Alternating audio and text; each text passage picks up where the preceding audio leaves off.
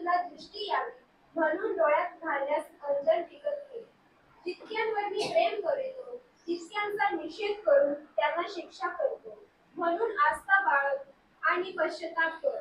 पहा, मी दाराशी उभा आहे व दार ठोकत आहे. जर कोणी माझी वाणी ऐकून दार उघडी तर मी त्याच्याजवळ आत जाईल व त्याच्या बरोबर जेवीन आणि तो माझ्या बरोबर जेवेल. मी जसा विजय मिळवून आपल्या पित्या बरोबर त्याच्या राजसनावर बसतो तसा जो विजय मिळवतो त्याला मी आपल्या राजसनावर आपल्या बरोबर बसू दे. आत्मा मंडळांना काय म्हणतो हे ज्याला कान आहे ते ऐकू. प्रभुदेव बापाच्या नावाला आपण धन्यवाद देऊ या शास्त्र भागाबद्दल. प्रियांनो, सुरुवात करत असताना मी तुम्हाला हे दिसत आहे आता तुम्हाला प्रॉपर का? इथून एक लाईट बंद करूया आपण. हो, ही बरोबर आहे आता? काही पण बंद करायची? मी दिसणार नाही ना? मी दिसतो? ओके, आता बरोबर आहे? मी दिसायला पाहिजे. ओके, आजच्या या पत्राला अनुसरून मागील दिवसांमध्ये आपण मागच्या आठवड्यात हे पत्र घेतलं आणि या पत्रातील काही भाग आपण घेतलेला होता. आणि पुढे जाण्या अगोदर मी तुम्हाला 2 उदाहरणं जी आहेत ती तुम्हाला देऊन मग पुढे जातो, ती आपल्या समोरच मागील दिवसांमध्ये घडलेली आहेत. आपल्याकडे एक परदेशातून एक पती पत्नी त्यांची लेकरं आलेले होते मधी, आणि आपल्या मंडळीमध्ये ते 2दा आले. म्हणजे एकदा मंडळीमध्ये 2दा चर्चला आले ते, आणि त्यांना आपली सहभागिता फारच आवडली. ते म्हणाले की तुमची हॉस्पिटॅलिटी, तुमचं देवाबाबा असणारं प्रेम, मंडळी भले तुमची छोटी आहे पण प्रभूकडे पाहण्याचा तो दृष्टिकोन आम्हाला फार आवडला. आणि मग इथून ते दिल्लीमध्ये गेले, आणि दिल्लीमध्ये त्यांना असंच एक रिफॉर्म चर्च हवं होतं, आणि काही कारणास्तव त्यांना कॉन्टॅक्ट मिळाला नसल्यामुळं ते त्या मंडळीमध्ये जाऊ नाही शकले. तर ते एका दुसऱ्या मंडळीमध्ये गेले, आणि जी त्यांच्या हॉटेलपासून थोडीशी जवळच्या अंतरावर होते. आणि जेव्हा ते त्या ठिकाणी गेले तर त्यांचे जे मेसेजेस आहेत ते मला नंतर आले की त्यांचा एक्सपिरियन्स कसा होता. तर ते म्हणाले की आम्ही त्या ठिकाणी जाऊन बसलो आणि भक्ती चालू झाली. आम्ही भक्ती अटेंड केली, आणि आम्हाला जे काही तिथं जे पाळक होते किंवा जे चर्चचे लोक होते ते खूप जास्त मंडळीमध्ये इन्व्हॉल्व आम्हाला दिसले. आम्हाला सगळ्यात पहिला बसल्यावर वाटलं की आम्ही राईट प्लेसला आहोत. आणि त्यानंतर संदेश चालू झाला, आणि संदेश आम्हाला काही असं अप्रोप्रिएट वचनाला आधारित वाटला नाही. इंग्लिशमध्ये होता तो. पण त्याच्यानंतर ज्यावेळेस भक्ती संपल्यानंतर आम्ही असं वाटलं आम्हाला की आम्ही लेफ्ट अलोन झालेलो आहोत, आणि आमच्या संगती कोणीच येऊन बोललं नाही किंवा आम्हाला कोणी विचारलं नाही की तुम्ही या ठिकाणी कसे आलेला आहात, किंवा तुमच्या येण्याचा उद्देश काय, तुम्ही कोणत्या कारणास्तव इथं आलेला आहात किंवा काय. तर आम्हाला त्या ठिकाणी प्रभूची मंडळी आम्हाला हवी होती, पण आम्हाला एक्सपिरियन्स असा आला की त्या ठिकाणी प्रभूची मंडळी आम्हाला भेटली नाही, किंवा आम्ही त्या ठिकाणी त्याची अनुभूती केली नाही, आणि त्यांचा एक्सपिरियन्स फारच बॅड असा त्या ठिकाणी होता. तर त्यालाच अनुसरून जेव्हा मी त्यांचा तो मेसेज असा वाचला मला वाईट वाटलं. पण लगेचच मग एक उदाहरण आठवलं, आणि ते उदाहरण असं होतं की एक चर्च होतं, आणि ते एका गावामध्ये होतं, आणि त्या गावामध्ये एक ख्रिस्तामध्ये नसलेला एक व्यक्ती होता, ज्याला कोणीतरी शुभवर्तमान सांगितलं, आणि शुभवर्तमान सांगितल्यावर कुठंतरी शहरामध्ये तो होता, आणि त्याला शुभवर्तमान समजलं, आणि तो फार आनंदी झाला. आणि तो आपल्या गावामध्ये गेला, आणि गावामध्ये गेल्यानंतर त्याला त्या ठिकाणी एक चर्च दिसलं, आणि ते चर्च अशी ह्यूज बिल्डिंग होती, म्हणजे खूप मोठी इमारत होती. आणि इतकी मोठी इमारत पाहून वरती त्याला क्रॉस वगैरे दिसला, आणि तो पाहून त्याला खूप आनंद झाला. आणि तो पाहून आनंद झाला जेव्हा तो तिथं आतमध्ये त्या चर्चमध्ये गेला. चर्चमध्ये गेल्यावर त्या ठिकाणी एकदम सगळं ह्यूज होतं, मोठं चर्च, मोठं पुलपीट, आणि मग त्या ठिकाणी जे पाळक वर्ग होते तिथे एक नाही तर खूप सारे पाळक वर्ग, त्या ठिकाणी मोठमोठ्या अशा खुर्च्या लावलेल्या होत्या, आणि खूप सारे लोक त्या ठिकाणी होते. आणि ही एक काल्पनिक कथा आहे बरं का. आणि खूप मोठी मंडळी त्याला दिसली, खूप सारे लोक त्याला त्या ठिकाणी आढळले, आणि त्यानं ते पाहिलं आणि त्याला खूप आनंद झाला. आणि मग तो त्या चर्चमध्ये मागं जाऊन चेअरवर बसला, आणि चर्चचा आस्वाद घेऊ लागला, की त्याला ती फेलोशिप हवीहवीशी वाटू लागली. तो वाट बघू लागला की किती छान लोक एकत्र येऊन प्रभू येशू ख्रिस्ताचं नाव त्या ठिकाणी गाजवत आहेत आणि त्याचं नाव घेत आहेत.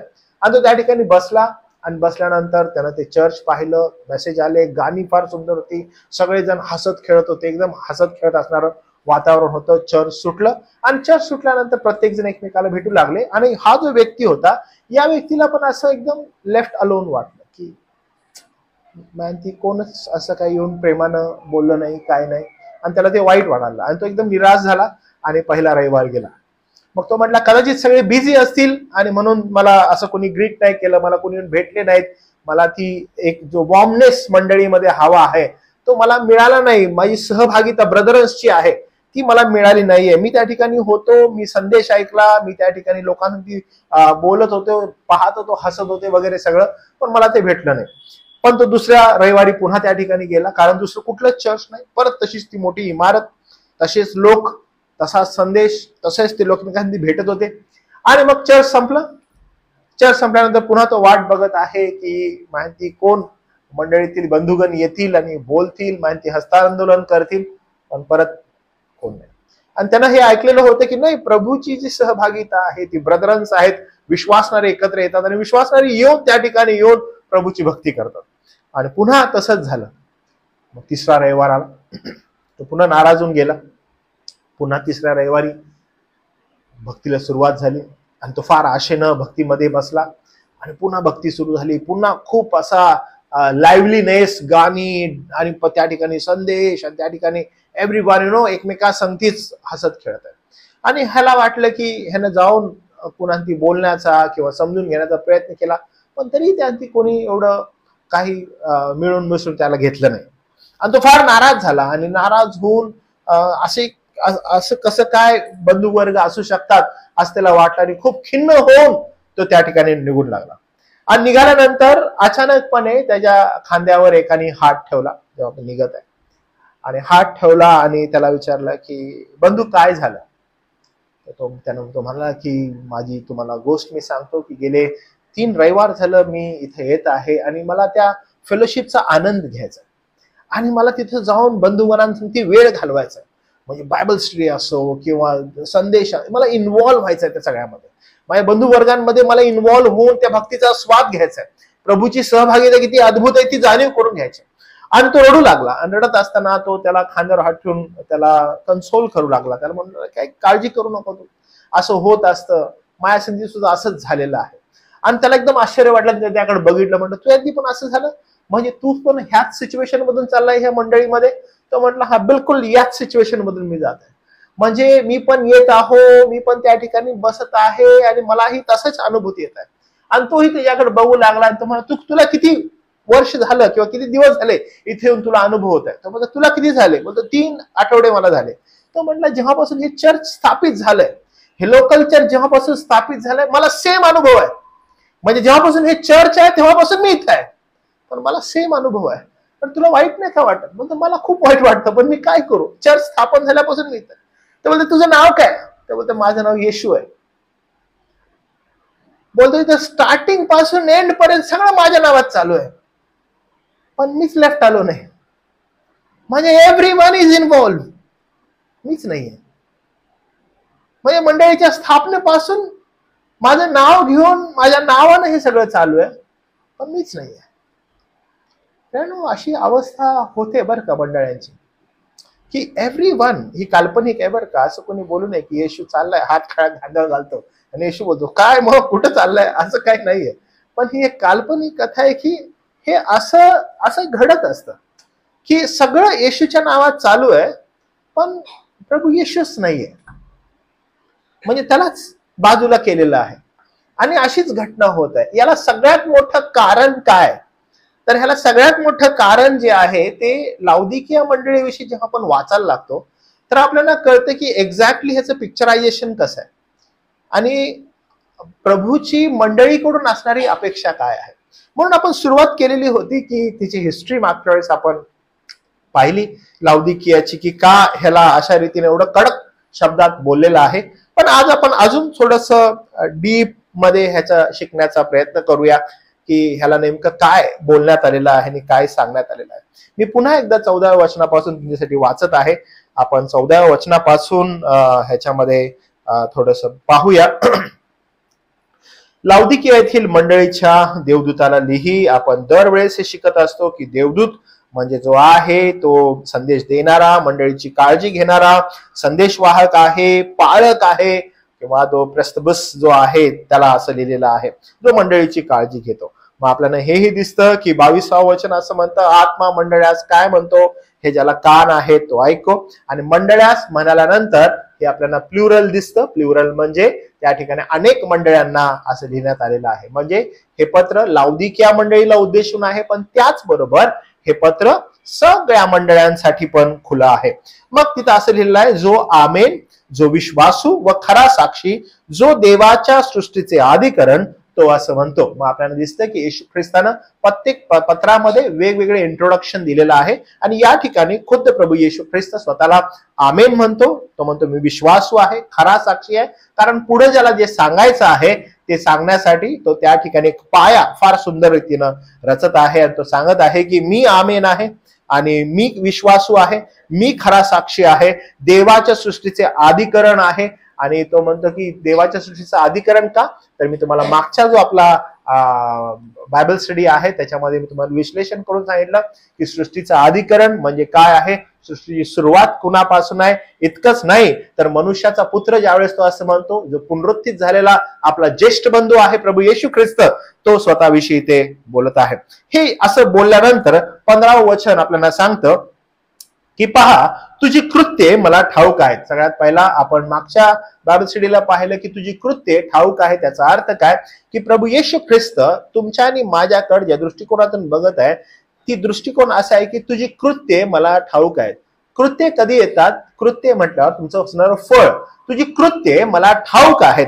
ठाऊक आहेत इन द सेन्स की तू कोण आहेस हे मला ठाऊक आहे. माझ्यापासून काही एक लपलेलं नाहीये. हे सगळं काही तुझ्या कृतीतून जग जाहीर होत आहे. ओके, तुझ्या कृतीतून समजत आहे आणि ही मला ठाऊक आहे. कसं ठाऊक आहे तर म्हणजे तू शीत नाहीस व उष्ण नाहीस हे मला ठाऊक आहे. तू शीत नाहीस व उष्ण नाहीस. आपल्याला हे दिसतं की ही जी लाउदिकिया मंडळी आहे किंवा लाउदिकिया हे जे शहर आहे हे या ठिकाणी एक गडगंज श्रीमंत असणारं हे शहर आपल्याला दिसतं, जे श्रीमंतीनं वेढलेलं आहे. गडगंज श्रीमंत लोक आहेत, भरपूर पैसा या लोकांकडे आहे. आणि का बरं आहे, कारण हे व्यापारी केंद्र आहे. या ठिकाणी भरपूर मोठ्या प्रमाणात व्यापार चालले जातात आणि म्हणून हे व्यापारी केंद्र आहे. आणि याला म्हटलेलं आहे की तू शीत नाहीस, तू उष्ण नाहीस. का बरं असं बोलण्यात येत आहे, कारण पहिली गोष्ट ह्याच्यामध्ये पैसा भरपूर आहे, कारण ह्याच्यामध्ये लोकर असते, ह्याच्यामध्ये औषध निर्मिती असते. आणि विशेष करून औषध निर्मिती जी आहे ते डोळे, नाक आणि कान याच्यासाठी जो मलम वापरण्यात येत असे त्याची निर्मिती जी आहे ही निर्मिती त्या ठिकाणी करण्यात येत होती. ह्यांची जी जलवाहिनी होती किंवा या शहराला जी जलवाहिनी प्रोव्हाइड केली जायची ती जमिनी खालून होती आणि याला जलवाहिनी म्हणतात. आणि ही जलवाहिनी जी आहे ती कलसे या ठिकाणाहून एक पाणी येत आहे आणि लाउदिकियस या ठिकाणाहून एक पाणी येत आहे. आणि त्यामुळे इथली जी जलवाहिनी आहे ही जलवाहिनी काही साधीसुधी नाहीये. तर ही जलवाहिनी या ठिकाणी जो पाणी पुरवठा होत आहे हा पाणी पुरवठा कोमट रीतीनं होत आहे, कारण एका ठिकाणाहून थंड पाणी येत आहे, एका ठिकाणाहून गरम पाणी येत आहे. आणि जेव्हा ते एकत्र मिळत आहे आणि लाउदिकियाकडे येत आहे, लाउदिकियाकडे आल्यावर त्या ठिकाणी त्यांना कोमट पाणी मिळत आहे. आणि ते कोमट असल्यामुळं लोकांना ते तोंडात घेऊ शकत नाहीत. तर ते तोंडात न घेतल्यामुळं ते वारंवार त्या पाण्याला बाहेर टाकत असतात. आणि मागच्या वेळेस मी तुम्हाला उदाहरण देऊन सांगितलं, मी माझ्या एका मित्राचं उदाहरण तुम्हाला दिलं की तोंडातून ओकून टाकणार याचा अर्थ काय की त्याला फार किळस आहे या गोष्टींची आणि त्याला राग आहे, म्हणून तो म्हणतो मी तुला तोंडातून ओकून टाकणार आहे. इंग्लिशमध्ये ज्यावेळेस आपण इथं भाषांतर वाचतो तर म्हणतो मी तुला आवेशानं, तिरस्कारानं मी तुला ओकून टाकणार आहे. आता इथं पुढे जात असताना मला तुम्हाला सांगू दे की गरम पाणी कधी येत आहे, जेव्हा पाण्याचा प्रवाह येत आहे, जेव्हा थंड आणि उष्ण पाणी एकत्र मिक्स होत आहे. म्हणजे मूळ जे आहे ते थंड आहे, उष्ण आहे, ते एकत्र मिक्स होतात. पुढे आल्यानंतर लाउदिकिया जे शहर आहे इथं आल्यानंतर ते थंड आहे. आणि त्यामुळे ज्यावेळेस थंड पाणी कोमट होतं ते कोमट पाणी आता तोंडात घेऊ शकत नाही. तर जो उगम आहे उष्ण आहे, जो उगम आहे तो थंड आहे, एक कलसेमध्ये आहे, लाउदिकियामध्ये आहे. तिथून जो येत आहे आणि लाउदिकिया ही जी जलवाहिनी आहे लाउदिकियस, तिथून येत असताना लाउदिकिया या शहरात ज्यावेळेस येते त्यावेळेस ती कोमट होते. आणि याचा अर्थ काय की उगम जो आहे तो उष्ण आहे, उगम जो आहे तो शीत आहे किंवा थंड आहे. इथं आल्यानंतर कोमट होत आहे. उगम ठीक आहे, इथं आल्यानंतर प्रॉब्लेम आहे. त्यामुळं ज्यावेळेस प्रभू म्हणतो तुझी कृत्य मला ठाऊक आहे, म्हणजे याचा काय की लास्टला जो रिझल्ट येत आहे ना तो रिझल्ट मला ठाऊक आहे. ओके, लास्ट रिझल्ट मला ठाऊक आहे. त्यामुळं आपल्या जीवनामध्ये आपण विशेष करून लाउदिकिया मंडळीला तो लिहित आहे, उदाहरण तो बिलकुल त्या गरम आणि थंड पाण्याचं देत आहे जेव्हा ते कोमट बनत आहे, आणि त्यांना तो सांगत आहे की कारण मी आमेन आहे, मी विश्वासू आहे, मी खरा साक्षी आहे, मी तुम्हाला सांगतो असं प्रभू येशू ख्रिस्त म्हणत आहे की तुमची कृत्ये मला ठाऊक आहेत. म्हणजे जे आउटकम आलेला आहे तो मला ठाऊक आहे, तो काही बरोबर नाही आहे. कारण तो आउटकम काय आहे, तो आउटकम असा आहे, पण तू शीत नाहीस व उष्ण नाहीस हे मला ठाऊक आहेस. तू शीत किंवा उष्ण असतास तर बरे होते. ज्यावेळेस आपण ह्या वचनाकडे पाहतो त्यावेळेस आपल्याला काय दिसतं बघा, प्रभू मंडळीची सर्व कामे चांगली आणि वाईट दोन्ही जाणतो. त्यांच्या कर्मांनी त्यांच्या आध्यात्मिक स्थितीचा स्पष्ट पुरावा दिला. ती स्थिती चांगली होती की वाईट. जेव्हा आपला प्रभू पृथ्वीवर होता तेव्हा त्याने सांगितले की जगाने त्याचा तिरस्कार केला कारण त्याने त्यांच्या वाईट कर्मांची साक्ष दिली. मागच्या वेळेस मी तुम्हाला सांगितलं की प्रभू येशू ख्रिस्त ज्यावेळेस या पृथ्वीवर होता, प्रभू येशू ख्रिस्तानं जेव्हा त्याच्या सेवेला प्रारंभ केला, प्रभू येशू ख्रिस्ताचे चिन्ह, चमत्कार, त्याची काही प्रमाणात असणारी शिकवण लोकांना आवडत होती. पण जेव्हा त्याने त्यांच्या कर्मांविषयी आणि विशेष करून त्यांच्या धनाविषयी बोलायला सुरुवात केली, लोकांना तो नकोसा झाला. लोक त्याच्या विरोधात चालले. जेव्हा त्याने शास्त्री आणि पुरुषांच्या पैशाविषयी, त्यांच्या दशांशाविषयी, ते कुंभाराने जे घेत होते त्याच्याविषयी ज्यावेळेस तो बोलू लागला, तेव्हा त्यांना समजलं की येशू काही आमच्या संदर्भात बरोबर वागत नाहीये, त्याला पकडा आणि वधस्तंभावर खेळा. हाच त्यांचा प्लॅन होता. ज्यावेळेस लाउदिकिया मंडळी संदर्भात दोष दाखवण्यात येत आहे, दोष दाखवण्यात येत असताना पहिलाच सांगण्यात येतं तू शीत किंवा उष्ण असतास तर बरं होतं. शीत म्हणजे एकदम थंड, थंड म्हणजे आध्यात्मिक स्थितीसाठी एकदम थंड, म्हणजे ज्यांना काहीच घेणं देणं नाही, आध्यात्मिक स्थिती संदर्भात काहीच उत्तेजना नाही, म्हणजे लिटरली मेलेले लोक, ज्यांना आध्यात्मिकतेशी दूर दूरपर्यंत काहीच घेणं देणं नसतं. उष्ण म्हणजे प्रभूसाठी असणारे ज्वलंत लोक, आणि त्यामुळे ज्यावेळेस प्रभूसाठी असणारे ज्वलंत लोक आहेत त्यांच्या संदर्भात तो म्हणत आहे. कारण प्रभूनं त्याच वेळेस साक्ष दिलेली, जग तुमचा तिरस्कार करू शकत नाही, परंतु जसा माझा तिरस्कार करते, कारण मी त्यांच्या वाईट कर्मांची साक्ष देतो. प्रभू येशू ख्रिस्त असं म्हणतो. पुढं जेव्हा प्रभू तुमच्यावर तुमच्या वाईट कर्मांसाठी तंबी देतो, तेव्हा त्याचा किंवा पापाविरुद्ध उपदेश करण्यासाठी पाठवलेल्या त्याच्या सेवकाचा तिरस्कार करू नका. त्याऐवजी तिरस्कार करण्याऐवजी तुम्ही प्रायश्चित्त करा किंवा पश्चाताप करा. अनेकदा आता ह्या घटना होत चाललेल्या आहेत, जेव्हा असे प्रीचर्स येऊन मनुष्याच्या पापाविषयी किंवा त्यांना असणाऱ्या त्यांच्या जीवनातील वाईट गोष्टींसंदर्भात येऊन साक्ष देत आहेत, त्यांना तंबी देत आहेत किंवा त्यांना धोक्याची सूचना देत आहेत, त्या गोष्टी लोकांना ऐकायच्या नाहीत. आणि लोक काय करू लागतात, आपसुकपणे त्या प्रीचरचा किंवा त्या संदेशवाहकाचा द्वेष करू लागतात.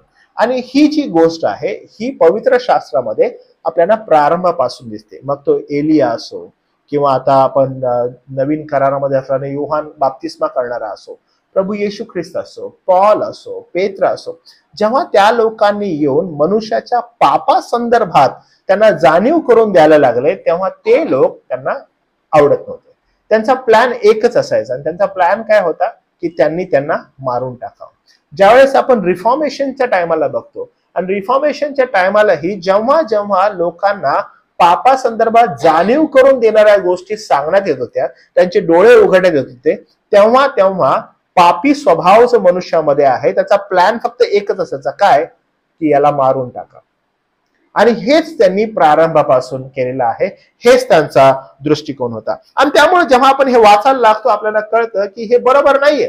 कारण तंबी देणारे जे लोक आहेत किंवा पापा संदर्भात जाणीव करून देणारे लोक आहेत, नो डाऊट त्यांचा द्वेष आहे, नो डाऊट त्यांचा तिरस्कार आहे, पण ते गप राहणारे आहेत का? बिलकुल नाही.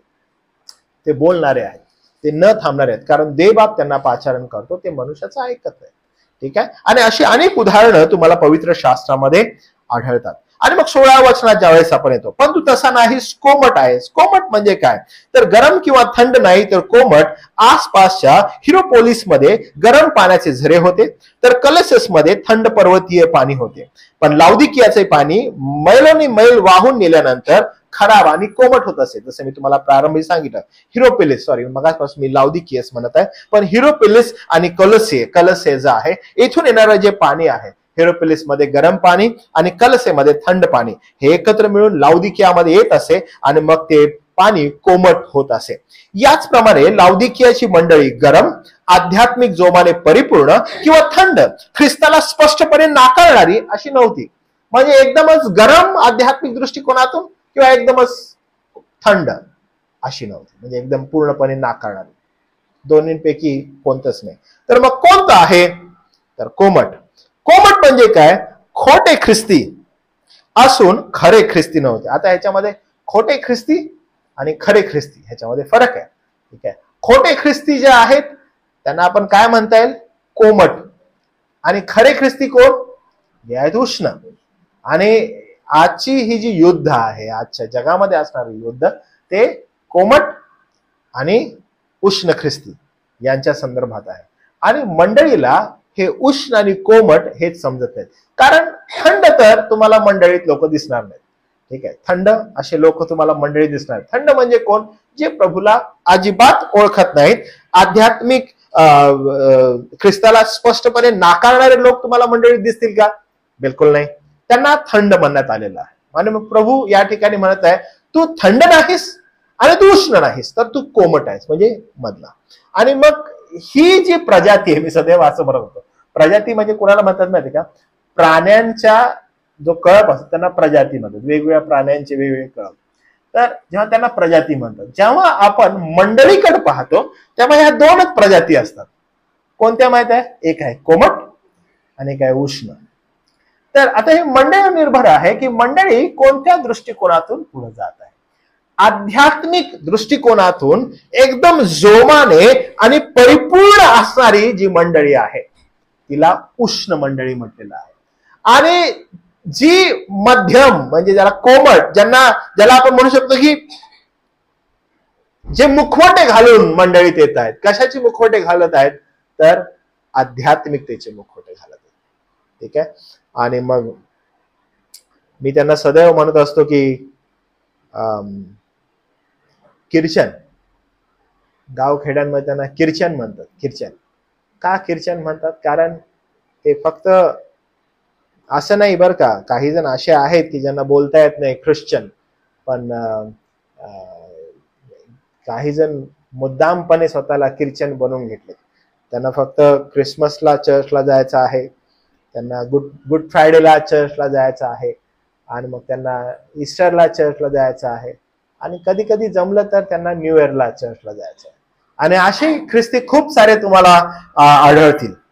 आणि पवित्र शास्त्रामध्ये अशाच लोकांसंदर्भात आहे. कोमट ज्याला म्हटलेलं आहे त्यांना खोट्या ख्रिस्ती लोकांना कोमट असं संबोधलेलं आहे.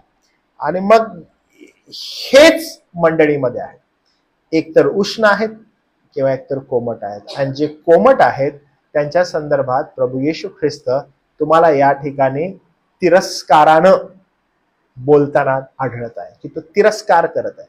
आणि तो तिरस्कारानं काय म्हणत आहे की मी तुला माझ्या मुखातून ओकून टाकणार आहे. कारण का? तो या गोष्टींचा तिरस्कार करतो. आता मला तुम्ही सांगा, उष्ण असण्याची चिन्ह काय आहेत असं तुम्हाला वाटतं? उष्ण असण्याची चिन्ह काय आहेत? आध्यात्मिक वृद्धी होत आहे. बरं, ओके, ठीक आहे. अजून काय बोलता येईल तुम्हाला? की उष्ण आहेत आणि कोमट आहे, त्याच्यामधला फरक सांगा मला. किंवा कसं ओळखायचं आपण की उष्ण कोण आहेत आणि कोमट कोण आहेत?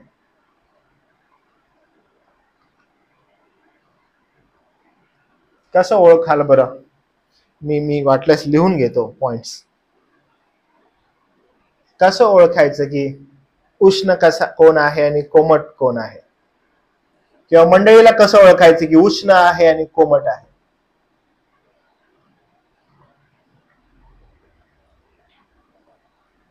कसं ओळखता येईल?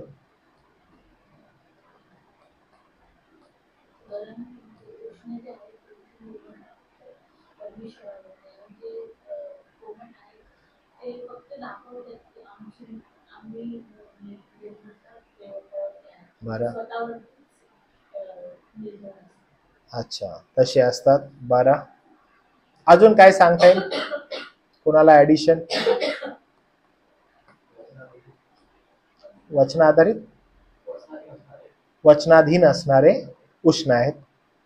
ओके, म्हणजे जे वचनाचं आज्ञा पालन करतात, त्यांचा फोकस फक्त वचन आहे. ओके, आणि कोमट कुणाला म्हणू आपण? बरोबर. मग ते काय करतात, म्हणजे ते काय करतात? ते चर्चला येतात का? म्हणजे मला ते विचारायचं. हा, ओके, दिखावेपणा त्यांच्यामध्ये जास्त आहे. आपण असं म्हणूया का की ते एक प्रकारे असे मास्क घालून आहेत. ओके, मास्क घातलेले लोक आहेत ते. तुम्ही त्यांना कसं पिक कराल? जसं तुम्ही स्वतः म्हणत आहात की नाही आम्ही उष्ण आहोत, आम्ही कोमट नाही बाबा, ठीक आहे, आम्ही उष्ण आहोत, आम्हाला देव नाही टाकणार ओकून. कसं, म्हणजे तुम्ही कसं समजाल की अरे आम्ही उष्ण आहोत म्हणून? कसं कसं तुम्ही ओळखाल? कारण ना मी तुम्हाला स्टार्टिंगला म्हटलं मागच्या आठवड्यात की लाउदिकिया जे पत्र आहे कदाचित आपण हे स्ट्रेच करू, कारण हे एकदम आपलं डे टू डे मंडळ्या ज्या आहेत त्याच्यामध्ये असणारं हे पत्र आहे. तर हा जो डिफरन्स आहे ना, हा आपल्याला कळायला पाहिजे, हा आपल्याला समजायला पाहिजे हा डिफरन्स. अजून काय करता येईल तुम्हाला? कारण हा डिफरन्स समजला तर आपण आध्यात्मिक दृष्टिकोनातून पुढे जाऊ शकू. अच्छा, तुम्हाला काय आवडेल? तुम्ही कोमट असलेला आवडेल की उष्ण असलेला आवडेल? म्हणजे ह्याच्यावर तुम्ही फर्म आहात की आम्हाला उष्ण आहे, आम्हाला उष्ण पाहिजे, कोमट नको आहे? कारण मी थंडपणा पूर्णच काढून टाकत आहे, कारण ख्रिस्ताला नाकारणारे लोक नक्कीच नाहीये. मग ह्या दोन मुद्द्यांमध्ये तुम्हाला असं म्हणायचं आहे की नाही आम्ही उष्ण आहोत, बरोबर आहे? जर उष्ण आहोत तर आता बघा, तुझी कृत्य मला ठाऊक आहेत असं तो म्हणतो. ओके, कशावरून ओळखण्यात येतं की उष्ण आहे की थंड आहे, कोमट आहे? प्रभू कशावरून ओळखतो? बरोबर आहे, कारण आमचा विश्वास आहे, आमचा विश्वास आहे, आमचा विश्वास आहे, बरोबर आहे? असं जर म्हणतो तर याकोबाचं पत्र म्हणते की तू बरोबर बोलतो, विश्वास आहे, विश्वास आहे, पण त्या विश्वासाबरोबर जर कृती नाही तर काय ते फेल आहे, बरोबर आहे? ते फेल आहे. तर आपण ज्यावेळेस म्हणतो माझ्याकडे कृती आहे, कृती आहे, कृती आहे, फक्त कृती करून नाही फायदा. त्या कृतीच्या अगोदर काय पाहिजे? विश्वास हवा, फार आवश्यक आहे. आपण मध्ये विश्वास आणि कृती ही काय करते? एक संवेद जाते. जो म्हणत आहे माझ्याकडे विश्वास आहे, आपसुकपणे त्याच्यामध्ये काय कृती आहे. जो म्हणत आहे माझ्याकडे कृती आहे, त्याच्यामध्ये तो विश्वास असल्याशिवाय ती कृतीला फळ येऊ नाही शकत. Got it? तर आता आपण म्हणत आहोत की आम्ही उष्ण आहोत, उष्ण आहोत, उष्ण आहोत. तर प्रभू कसं ओळखतो उष्ण आहे? कशावरून ओळखतो उष्ण आहे की थंड आहे की कोमट आहे? प्रभू कसं ओळखतो? स्टार्टच म्हणतो मला तुझी कृत्ये ठाऊक. मग अशी कोणती कृत्य आपल्या जवळ आहेत की आपण म्हणू शकतो की नाही मी उष्ण आहे?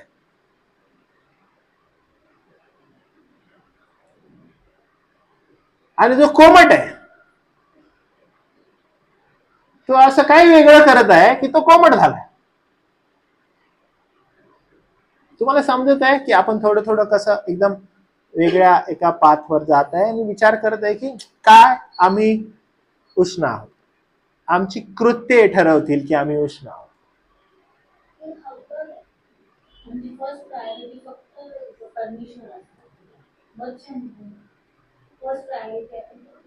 बरोबर आहे.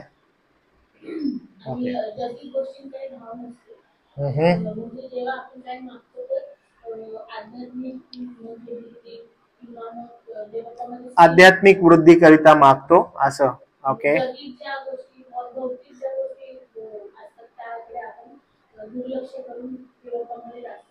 बर, बरोबर आहे असं, हे बरोबर आहे तुमचं बोलणं. इम्प्रूव्ह रिझल्ट आहे कुठल्या पण गोष्टीचा. म्हणजे की जरी जगातल्या ज्या गोष्टी आहेत की वर्क एक्सेट्रा त्याच्यामध्ये प्रॉब्लेम आपलं पर्सनल स्पिरिच्युअल लाईफ किंवा फॅमिलीचं स्पिरिच्युअल लाईफ आणि चर्च मध्ये असणार एकामेकांसोबत आपलं काय बोलतो तो बॉन्ड तो चांगला आहे.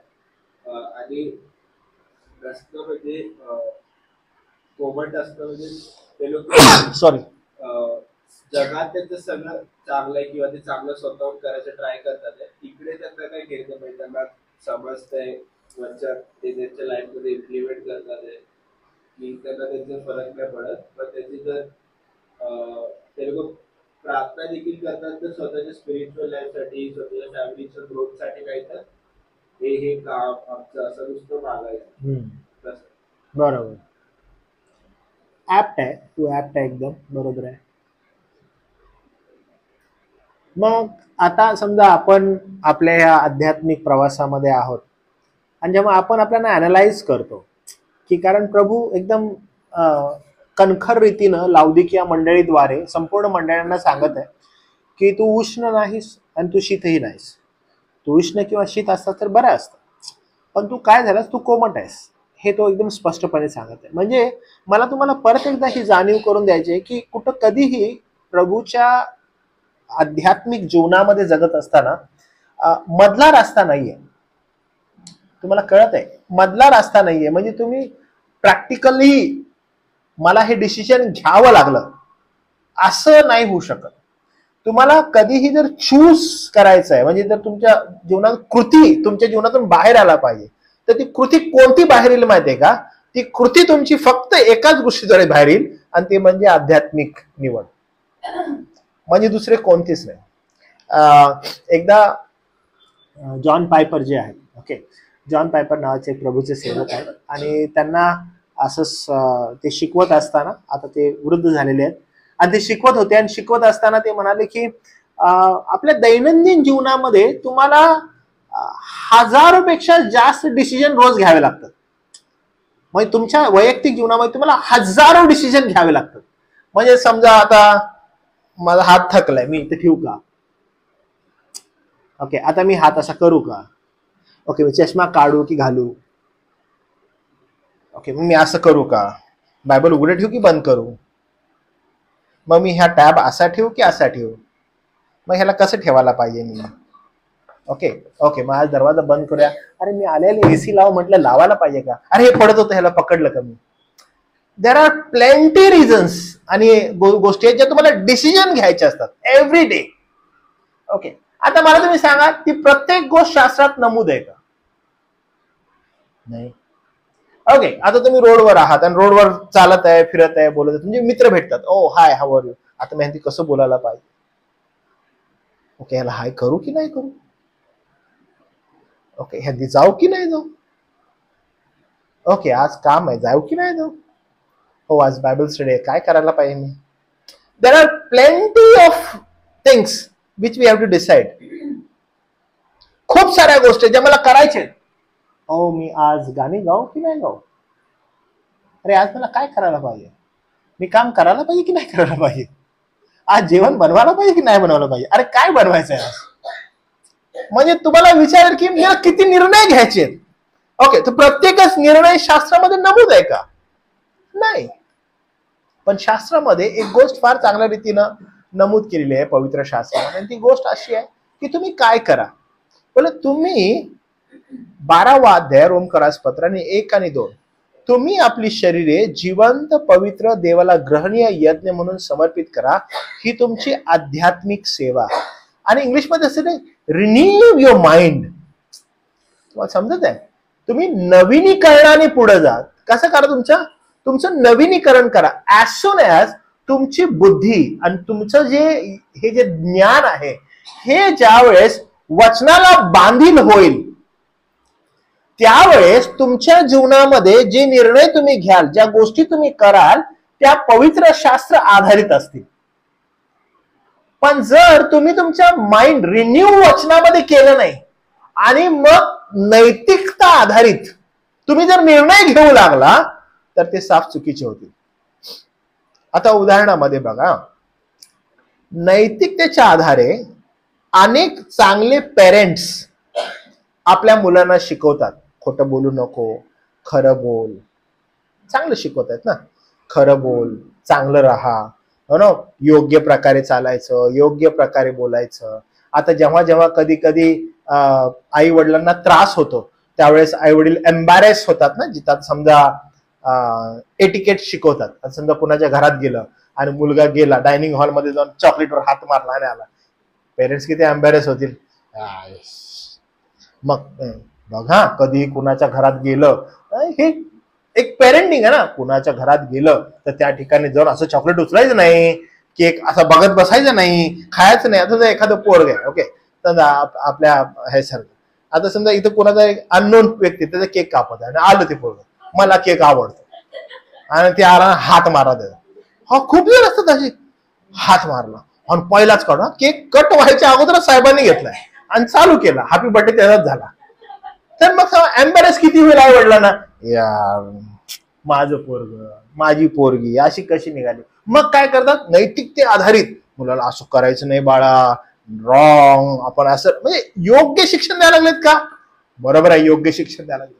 तर नैतिकते आधारित तुम्ही खूप साऱ्या गोष्टी योग्य प्रकारे करू शकता.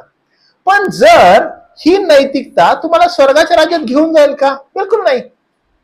नैतिकते आधारित तुम्ही तुमच्या जीवनामध्ये कोणताही जर बदल केला त्याचा काहीच फायदा नाहीये, कारण नैतिकता तुम्हाला स्वर्गाच्या राज्यात घेऊन जाऊ शकणार नाही.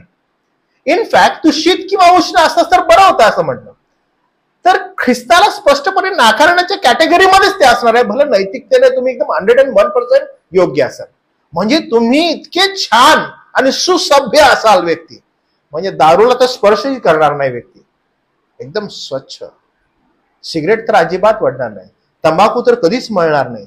अहो किती चांगला व्यक्ती आहे हा, बोलण्यात तर किती चांगला ह्याच्यामध्ये वक्तृत्व आहे, सुंदर बोलतो, किती, हे सगळे नैतिकतेने भरलेल्या गोष्टी.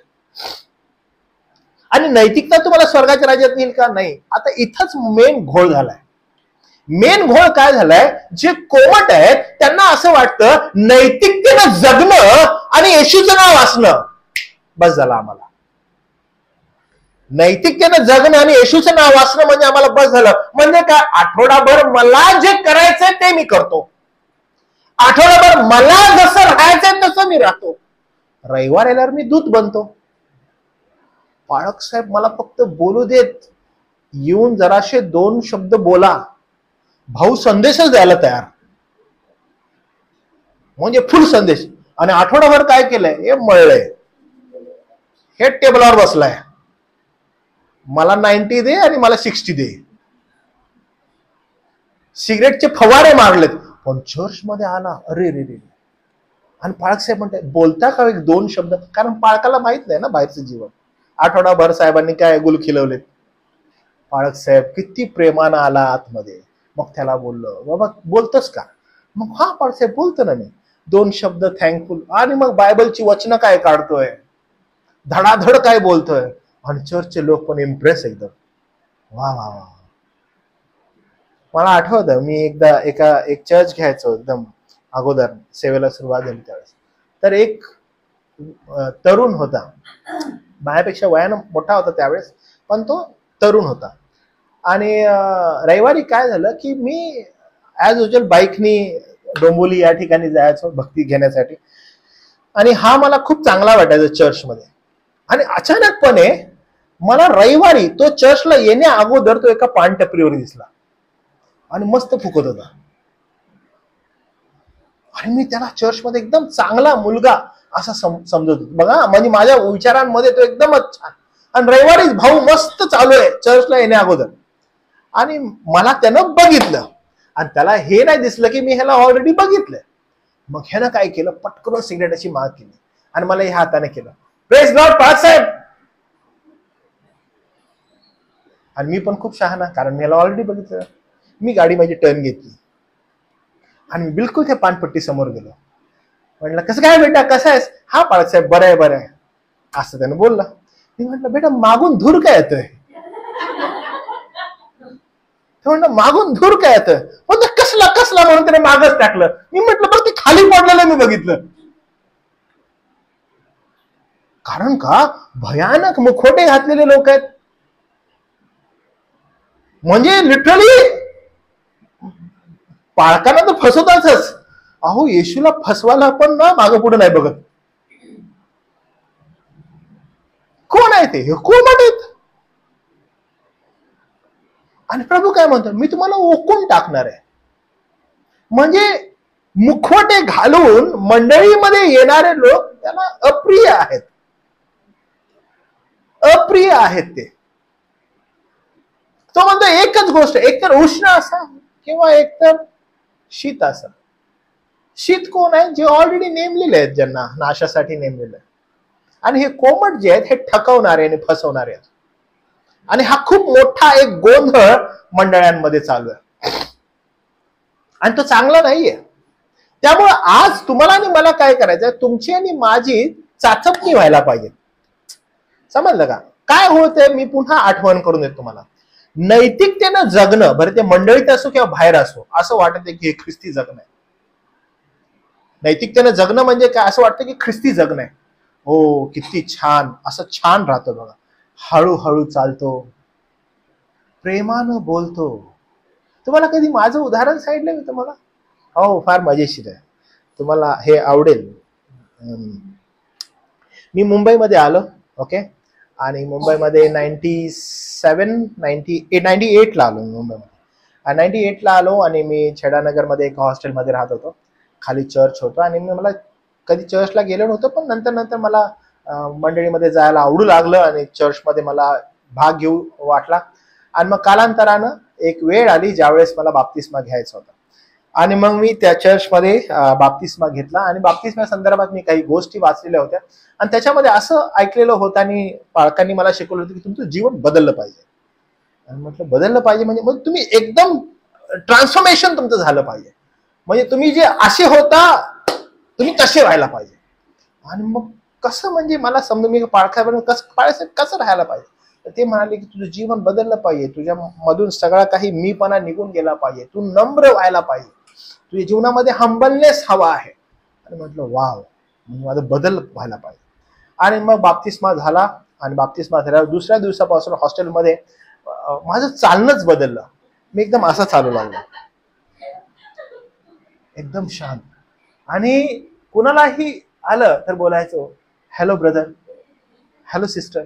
म्हणजे आवाजामध्ये पण माझ्या असा नम्रपणा आला. ओके. आणला तुम्हाला सांगतो. मी अलार्म लावला. पूर्वी ते राऊंड अलार्म यायचे बघा, वाजायचे. तर तसा राऊंड अलार्म होता. 5चा अलार्म लावला मी. आणि आमच्या हॉस्टेलच्या डॉर्मेटरीमध्ये ना 8 बेड होते. मी सेकंड लास्ट बेडवर झोपायचो. आणि मग मी काय करायचो, सगळे ख्रिश्चन हॉस्टेल मुलांचं, वर्किंग मुलांचं हॉस्टेल होतं. मी काम करायचो. आणि मग मी काय केलं, बाप्तिस्मा झाल्यानंतर 5चा अलार्म लावला आणि मुद्दामपणे 5चा अलार्म वाजू द्यायचो मोठा. कारण सगळे ख्रिस्ती होते ना, सगळे काम वगैरे करून यायचे. आणि मग माझं जीवन बदललेलं आहे. आता मला त्यांना सांगायचं आहे की तुमचं पण बदलायला पाहिजे. आणि मग मी 5चा अलार्म वाजू द्यायचो. मग पोरं चिडायचे, पोरं म्हणायचे बंद कर रे, किती वेळ लावलाय अलार्म, बंद कर ना. मग मी बंद करायचो. मग मी जायचो, लाईट लावायचं. मग मी माणूस एक लाईट लावायला पाहिजे, मी दोन्ही लावायचो. आणि मग परत ते ओरडायचे, ए बंद कर रे, काय करतोयस तू. सैतानाच्या पिल्लांनो मी म्हणायचो, झोपा घेत पडला, उठा प्रार्थना करा. कारण का आता माझं जीवन बदललंय. मी आता प्रार्थना करणार आहे 5 वाजता. मग मी प्रार्थना करायचो. एक लाईट बंद करायचो, मग एका लाईट मध्ये बायबल वाचून मोठमोठ्यानं प्रार्थना करायचो. कामाला जायचो एकदम हळूच, पायऱ्या पण हळूच उचलायचो, सेकंड फ्लोअरला राहायचो. कारण का अहो बदललेलं जीवन होतं. तुम्ही मला त्यावेळेस भेटायला पाहिजे होते. तुम्ही म्हणते असतील भाऊ स्वर्गातून उतरलेलाच आहे. लिटरली माझ्या स्लीव्सचे, तुम्ही कधी कधी बघता, मी चर्चमध्ये मला गरम झालं तर मी पटकन स्लीव्स माझ्या वर करतो. माझे स्लीव्स कधी वर नसायचे, सदैव इथं बटन लावलेलं, इथं असं एकदम छान. कामाला असाच जायचो मी, यायचो. आणि मग मुलांना वगैरे, हॉस्टेलची मुलं जे होते त्यांना समजू लागलं की हे काहीतरी वेगळं चालू आहे याचं.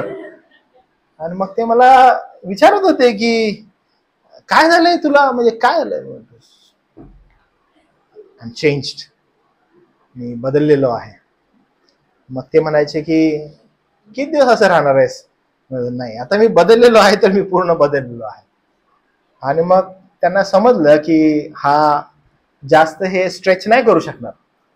मग काही किडे करणारे मित्र पण असतात, आणि मग ते येतात मला लात मारायचे पायाला. मग त्यांनी लात मारली मला, तर मी त्यांना म्हणायचो सॉरी ब्रदर. आता त्यांनी मला मारले तरी पण म्हणायचो सॉरी ब्रदर. म्हणजे तुम्ही विचार करा मी किती नम्र होतो, एकदम असं. आणि चर्चला जायचं म्हटलं की बायबल इथं असायचं. कारण का, मला असं सांगण्यात आलेलं बायबल असं कधी पकडायचं नाही, अपमान आहे.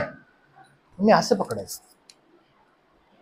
बायबल उशाला घेऊन झोपायचं, खूप प्रेम.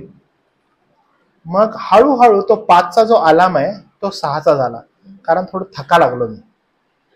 मग कधी कधी अलार्म वाजला तर अजून 5 मिनिटं दे बापा, मनातच बोल दे बापा अजून 5 मिनिटं झोपतो, परत उठतो. मग बायबल वाचणं बंद झालं, मग फक्त प्रार्थना करणं चालू झालं. मग जाताना पण चालणं बिलकुल तसंच आहे बरं का. आणि मुलं त्रास पण मला देत होते.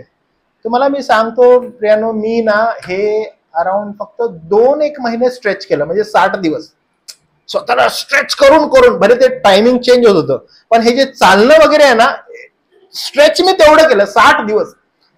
मला असं वाटतं की त्याच्या अगोदरच काहीतरी एका टायमाला मी एलिव्हेटर्स बनवायचो, लिफ्ट बनवायचो. आणि एलिव्हेटर्स बनवणं फार कठीण असतं, म्हणजे 20-20, 30-30 माळ्याचे बिल्डिंग, आणि त्याच्यावर सामान घेऊन जाणं, मशीन रूम वर असतं. आणि एक दिवस बोरिवलीला काम होतं, 3 ट्रेन चेंज करून मी यायचो. आणि मग एकदा फार थकलेलो होतो, आणि थकून म्हणजे इतकं असायचो थकलेलो की आम्हाला ते बनवताना माती डोक्यात व्हायची.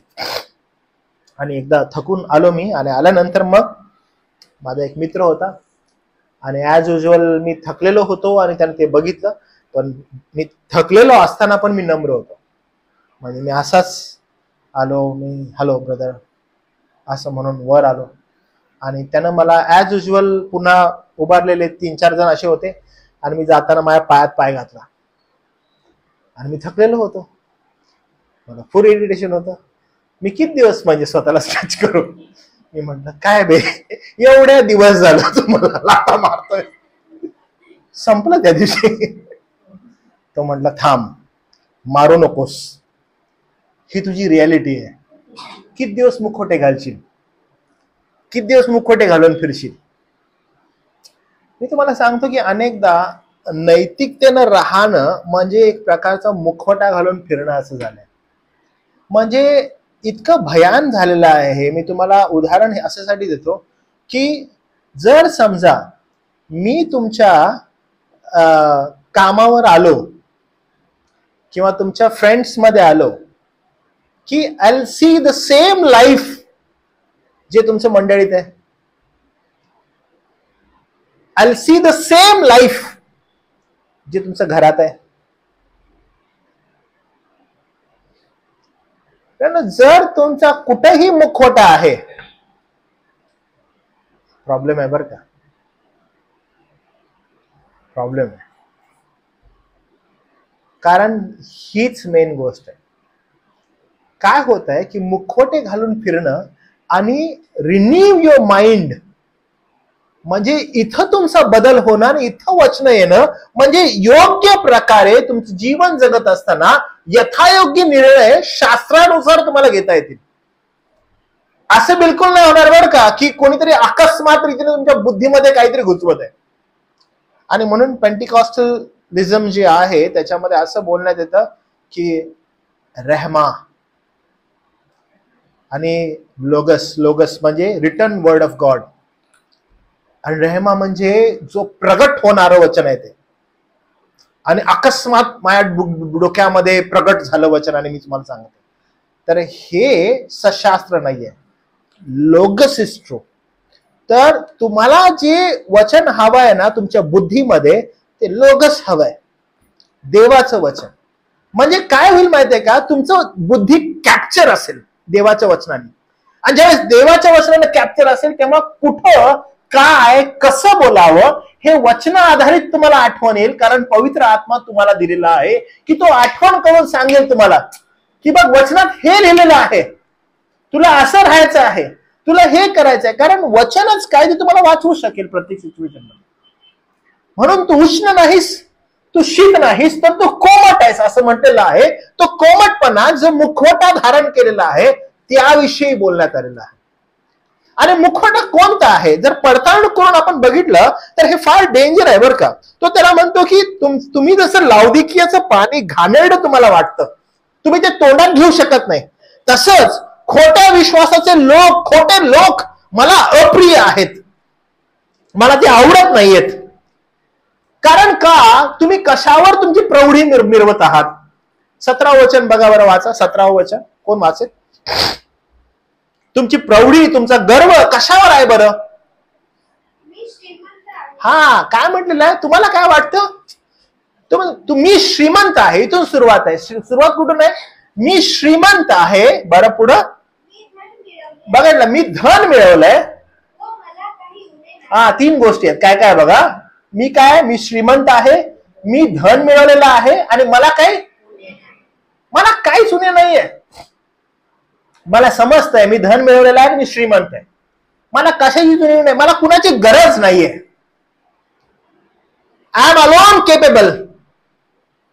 आणि मग ह्या श्रीमंतीला, ह्या धनाला आणि या सर्व मिळवणाऱ्या गोष्टींना पुन्हा ख्रिस्ताचं नाव देण्यात येतं. मी स्टार्टिंगचं उदाहरण आठवा की आम्ही हे सगळं ख्रिस्ताच्या नावात करायला लागलोय. एव्हरीथिंग, प्रत्येक गोष्ट ख्रिस्ताच्या नावात आहे,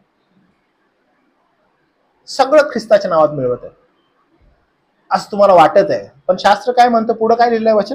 असे तू म्हणतोस, पण तू कष्टी, बघा, तो स्टार्टिंग काय करतो, तू काय आहेस? कष्टी, नंतर दीन, दरिद्री, दरिद्री, आंधळा, आंधळा, तो उघडा वागडा आहे. तू उघडा बागडा आहेस, तू नग्न आहेस. म्हणजे भौतिक दृष्टिकोनातून, ठीक आहे, जे मंडळीला वाटतं की आम्ही कसे आहोत आणि ख्रिस्त मंडळीकडे कसा बघतो, ह्याच्यामध्ये मोठी दुफळी आहे. आज भौतिक रीतीनं मंडळ्या कशामध्ये रस मिळवत आहेत माहितीये का? प्रोग्राम्स. मंडळ्या आम्ही जिवंत आहोत कशा दाखवत आहेत? मोठमोठ्या एकदम प्रोग्राम्स करत आहेत. आता जर समजा आपण नवापूर नंदुरबारला गेलो तर तुम्हाला काय वाटतं, त्या ठिकाणी आपलं काय सगळ्यात मोठं दिसतं? मंडळ्या जर म्हटल्या तर सगळ्यात जास्त काय दिसतं आपण तुम्हाला? हा, सगळ्यात मोठे त्या ठिकाणी काय? स्पीकर्स. अजून काय? मिक्सर्स. अजून काय? म्युझिक. हा ना, कारण आपला कल तिकडे आहे. लोकांवर असणारा भरोसा, लोक मोठे मोठे भरपूर लोक असायला पाहिजे, तितक्यावर असणार आपला भरोसा. वैभव, वैभव कशात आहे? वैभव या सगळ्या गोष्टींमध्ये. आणि आपण जिवंतपणाने हे करत आहोत. पण literally God is so interested in this. प्रभू खरंच ह्याच्यामध्ये इंटरेस्टेड आहे? नाही. काही मंडळी आहेत ज्यांना असं वाटतं भौतिक दृष्टिकोनातून आम्ही समाजसेवा करत आहे ना, ओ ते प्रभूला खूप आवडतं. समाजसेवा बरं का, नैतिकतेनं भरलेली. आम्ही समाजसेवा करतो आहोत ना, अरे ते प्रभूला खूप आवडतं. काही लोकांना असं आवडतं की आमच्या चर्चचा बँक बॅलन्स किती आहे, गडगंज पैसा आहे आमच्याकडे, आमच्या मंडळीमध्ये किती येतो. मग वर्षाच्या शेवटी ऑडिट ज्यावेळेस होतं त्यावेळेस ते देतात, एवढ्या एवढ्या खर्च आहेत, एवढा एवढा आमचा डिपॉझिट आहे, एवढ्या एवढ्या ठिकाणी आम्ही फंड केलेला आहे, सगळं त्या ठिकाणी लिहिण्यात येतं. वाव, बघितलं का, सगळं लिहिण्यात आलेलं आहे.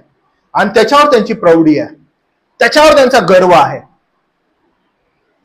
लोकांवर गर्व. आमच्याकडे प्रतिष्ठित लोक आहेत, आमच्या मंडळीमध्ये प्रतिष्ठित लोक आहेत, आमची मंडळी प्रतिष्ठित लोकांनी भरलेली आहे, त्याच्यावर गर्व आहे, त्याच्यावर मोठेपणा आहे. प्रभू ज्यावेळेस पाहत आहे आणि मनुष्य ज्यावेळेस पाहत आहे, याच्यामध्ये जमीन आसमानचा फरक आहे. इथं आपण बसलेलो आहोत, आपली प्रौढी कुणावर आहे? आपण कुणाकडे बघा लागलोय?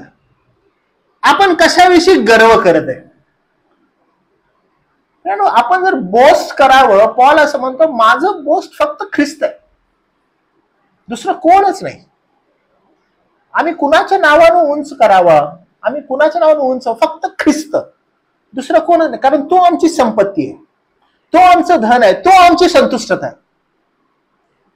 उष्ण असण्याचं एकमेव ते चिन्ह आहे ख्रिस्त, बाकीचं काहीच नाही. लाउदिकिया मंडळीला असं वाटतं की मी खूप श्रीमंत आहे, मी खूप धन मिळवलेलं आहे, माझ्याकडे काहीच कमी नाहीये असं तिला वाटतं. पण प्रभू ज्यावेळेस बघतो तो म्हणतो की अरे तू दीन, कष्टी, उघडा वागणा, नग्न. भौतिक समृद्धी असूनही ते आध्यात्मिक दिवाळखोरीत होते, ज्यामुळे त्यांचे अंधत्व, नग्नता, प्रभूच्या न्यायास पात्र होण्याची स्थिती स्पष्ट झाली की ते कसे आहेत, ते नग्न आहेत. प्रभू असं कधी न करो की आपण जे या ठिकाणी एकत्रित येतो, बसतो, आपल्या येण्यामागचा जो उद्देश आहे तो उद्देश सदैव उष्णतेचा असावा, प्रभूसाठी आध्यात्मिक ज्वलंत असावा. म्हणजे जेव्हा कधी तुमच्या दैनंदिन जीवनामध्ये तुम्हाला निवड घेण्याची वेळ ज्यावेळेस येते, त्यावेळेस ती वेळ ठरवेल की तुम्ही उष्ण आहात, की तुम्ही शीत आहात, की तुम्ही कोमट आहात. देव करो की ख्रिस्ताला नाकारणारी गोष्ट तुमच्या जीवनात कधीच नसो, पण तुमची कृत्य हे डिसाइड करतील की तुम्ही उष्ण आहात की तुम्ही कोमट आहात. कारण तेच तुमचं फळ आहे, तेच बाहेर येणार आहे. ओके, तेच बाहेर येणार आहे. तुम्हाला एक उदाहरण सांगतो बरं का. एक झाड आहे. ओके, एक झाड आहे आणि आंब्याचं झाड आहे. आणि आंब्याच्या झाडाजवळ एक शेतकरी आहे आणि तो शेतकरी काय करत आहे, आंब्याच्या झाडाचं सीझन आलेलं आहे आणि ते सीझन पिकण्याचं सीझन आहे. जून महिना आपण पकडू की ज्यावेळेस आंबे फार सुंदर पिकतात, मे महिन्यातच त्याचे पिकतात, पण आपण पकडू की जून महिना म्हणजे एकदम छान इनिशियल 1-2 तारीख आणि आंबे आलेले आहेत सुंदर. आताच तोंडाला पाणी सुटत आहे, छानपैकी पिवळे धमक हापूस आंबे. ठीक आहे, आणि झाड आहे आणि त्याचा गुणधर्म असा आहे की ते काय करतं, फळ देतं. आणि ते फळ आहे आणि ते फळ कसं आहे, गोड आहे. झाडाचा गुणधर्म काय की फळ देणं. आणि मग त्या ठिकाणी शेतकरी आहे आणि तो शेतकरी काय करत आहे, छानपैकी तोडत आहे. तुम्ही सगळेजण त्या ठिकाणी आहात, सगळेजण त्या ठिकाणी आहात आणि प्रत्येकाला तो एक एक देत आहे. ठीक आहे, आणि प्रत्येक जण तुम्ही काय करता, ते घेतला आंबा आणि प्रत्येक जण आंबा खात आहे आणि प्रत्येक जणाला तो गोड आहे. पण मी त्या ठिकाणी आहे आणि मी तो काय केलेलं आहे, शेतकरी देत आहे त्याच्याच अगोदर देणं मला माहित नव्हतं देणार की नाही देणार, म्हणून मी काय केलं, हळूच एक आंबा घेतला. ठीक आहे, आणि जेव्हा सगळे खायला लागलेत ना, तेव्हा मी आंबा खायला गेलो आणि तो आंबा म्हटला, काय रे रल्ला बाडा, चोरून खातोस काय, तुला आता कडूच लागतो, थांब. तो आंबा असं बोलेल का? सगळ्यांना गोड लागत आहे, पण कारण मी असाच उचलला, कारण मी काय केला, असाच उचलला, म्हणून तो आंबा मला म्हणतो, तू आता खाऊन तर दाखव म्हणाला बडा. चोरट्या, चोरून खातोस, तुला आता दाखवतो कसा कडू लागतो बघ, तुझ्या पोटामध्ये कसा करतो बघ मी. असं काही बोलेल का आंबा? नाही. गुणधर्म काय झाडाचा की काय करणं, फळ देणं. आणि फळ जर आहे तर ते गोड आहे, जर प्रत्येकाला गोड आहे तर ते गोडच असणार. तुम्हाला समजत आहे? ते सिच्युएशन वाईज चेंज होईल का? नाही होणार. तुम्हाला कळत आहे, मी तुझी कृत्य जाणतो, मी तुझी कृत्य समजतो, याचा अर्थ जे कृत्य जे फळ आहे ते फळ असणार, ते सिच्युएशन वाईज चेंज नाही होणार. तुम्हाला कळत आहे? आणि हे इम्पॉर्टंट आहे आपल्याला समजून घेणं की ते सिच्युएशन वाईज चेंज नाही होत. तुम्ही उष्ण आहात की कोमट आहात, जेव्हा तुमच्यावर सिच्युएशन येतील तेव्हा परीक्षा आहे. तुमच्या लाईफमध्ये सिच्युएशन्स येतात आणि निवड करण्याची वेळ येते, तेव्हा त्या सिच्युएशन्स तुम्हाला सामोरे जाते. येणाऱ्या आपल्या ह्या रविवारचा जो संदेश आहे ना, तो मी तयार करत आहे आणि समजून घेण्याचा प्रयत्न करत आहे. कारण अनेक अशा सिच्युएशन्स असतात ज्याच्यामध्ये फार कठीण निर्णय आपल्याला घ्यावे लागतात प्रभूसाठी. आणि कदाचित ते निर्णय कठीण यासाठी असतात की जी प्रायोरिटी आहे ती निवडताना अनेकदा आपल्या समोर पेच निर्माण होतात. आणि याच्यामध्ये जर प्रभूच्या वचनाने तुमचं मन ऑक्युपाय झालेलं आहे, then it will go very easy for you निर्णय घेण्यासाठी. पण जर प्रभूचं वचन ऑक्युपाय नाहीये आणि तुम्ही म्हणता मी असं केलं ना वाईट वाटेल किंवा त्याला त्याला असं वाटेल की हो, तिला तसं वाटेल की हो, मी असं करायला पाहिजे की नाही करायला पाहिजे, कसं मला कळणार, म्हणून मी ना असं केलं. नाही, सिच्युएशन ज्यावेळेस येतात त्यावेळेस you only think about you and your Lord. त्याचा आणि तुमचं जे रिलेशनशिप आहे ना त्याच्याविषयी तुम्ही विचार करता.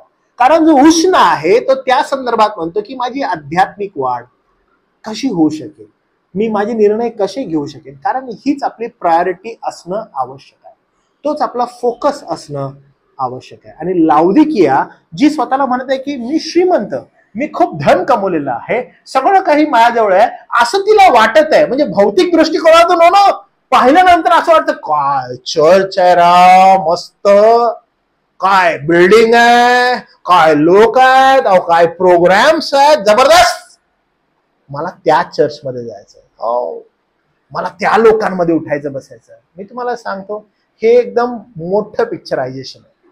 But when we come to individual will come to know की मी नग्न आहे, मी उघडा वागडा आहे, मला असं वाटत आहे की मी खूप कष्टामध्ये आहे. ज्यावेळेस प्रभू पाहत आहे, तुम्हाला कदाचित वाटत असेल की आम्ही खूप छान मुखवटे घातलेले आहेत आणि आम्ही खूप छान बनवत आहे, पास्टरला पण बनवत आहे आणि मग अमुक करत आहे आणि तमुक करत आहे, निर्णय आम्ही मस्त घ्यायला लागलो. आय टेल यू, फसू नका, मुखवटे घालू नका, कोमट राहू नका. प्रभू उष्णते संदर्भात बोलत आहे आणि तो त्यांना एनकरेज करत आहे त्यावेळेस. नाहीतर तो म्हणतो मी तुला ओकून टाकणार आहे. आणि ओकून मी तुम्हाला सांगितलं की ओकून म्हणजे असं तसं नाही बरं का, एकदम तिरस्कारानं, आवेशानं. एखाद्याला राग ज्यावेळेस येतो, जेव्हा तो त्यावेळेस छिडकारतो, त्या संदर्भात. तर आपण जागृत राहूया. आपण म्हणूया की प्रभू मला असं कधीच नको, तर माझं जे मन आहे, जे माझे विचार आहेत ते तुझ्या वचनानं ऑक्युपाय व्हायला पाहिजे, यासाठी की तुझं गौरव आम्हाला अधिक चांगलं करता येईल. प्रभुदेव आप करो आणि तुम्हाला या वचनानुसार चालण्यासाठी कृपापूर्वक प्रार्थना करूया आपण.